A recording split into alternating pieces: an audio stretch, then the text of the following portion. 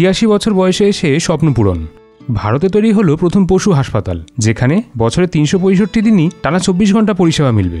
আর এই মহৎ কাজ করেছেন স্বয়ং রতন টাটা। আগে হ্যাঁ, এই হাসপাতাল তৈরি হয়েছে ১৬৫ কোটি টাকা দিয়ে, যেখানে মিলবে উন্নত মানের পরিষেবা। একদিকে রাস্তার কুকুরদের ওপর অত্যাচারের বিরুদ্ধে সরব হয়েছেন অভিনেতা বিক্রম চ্যাটার্জি, তার অভিনীত ছবি পারিয়া মুক্তি পাবে আজ। আর অন্যদিকে এই বৃহত্তর উদ্যোগ নিয়ে রতন টাটা বুঝিয়ে দিলেন যে তিনি সত্যি যেন মানুষরূপী ভগবান। দীর্ঘদিনের কর্মজীবনে নিজের তুলনায় অন্যদের কথাই বেশি ভেবে এসেছেন তিনি। মানুষের সেবার জন্য বরাবরই তিনি তৈরি থেকেছেন।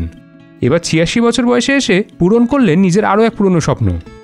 তবে এবার মানুষের কথা ভেবে নয়, একজন অভিভাবক হিসেবে মুম্বাইতেই পোষ্য প্রাণীদের জন্য একটা পশু হাসপাতাল নির্মাণ করেছেন তিনি। এই হাসপাতাল তৈরি হয়েছে কুকুর, বিড়াল, খরগোশের মতন বিভিন্ন ছোট ছোট প্রাণীদের জন্য। জানা যাচ্ছে মুম্বাইয়ের মহালক্ষ্মীতে ২.২ একর জায়গা জুড়ে নির্মিত হয়েছে এই টাটা ট্রাস্ট স্মল অ্যানিমাল হাসপাতাল। এখানে কুকুর, বিড়াল, খরগোশ এবং অন্যান্য ছোট প্রাণীদের জন্য চিকিৎসা সেবার ব্যবস্থা রয়েছে। সাথে এটাও জানা যাচ্ছে আগামী মার্চের প্রথম সপ্তাহ থেকেই চালু হবে হাসপাতালটি, যেখানে সপ্তাহে ৭ দিনই ২৪ ঘন্টা ধরে সেবা মিলবে। এই হাসপাতাল প্রসঙ্গে এক সাক্ষাৎকারে রতন টাটা জানিয়েছেন যে একটি পোষ্য পরিবারের একজন সদস্যই।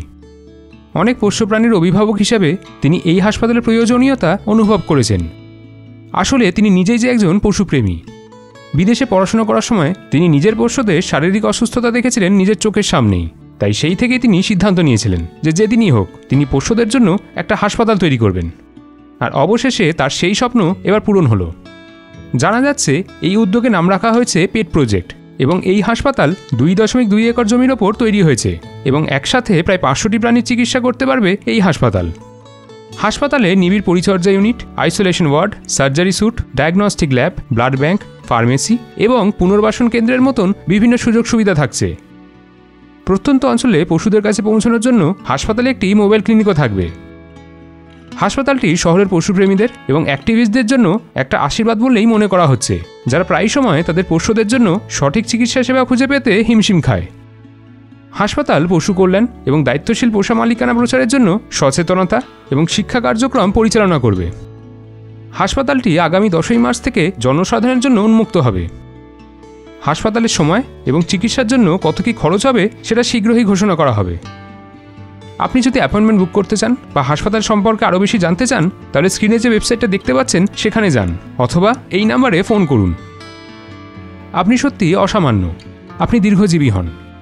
আপনি এই বয়সে এসেও যেভাবে সমগ্র ভারতবাসীদেরকে উৎসাহ এবং অনুপ্রেরণা দিচ্ছেন তা সত্যি অতুলনীয়। কেমন লাগলো আজকের এই ভিডিওটা জানাতে ভুলবেন না কমেন্ট করে। নানা বিষয়ের ওপর ভিডিও দেখতে হলে এই পেজটি ফলো করুন।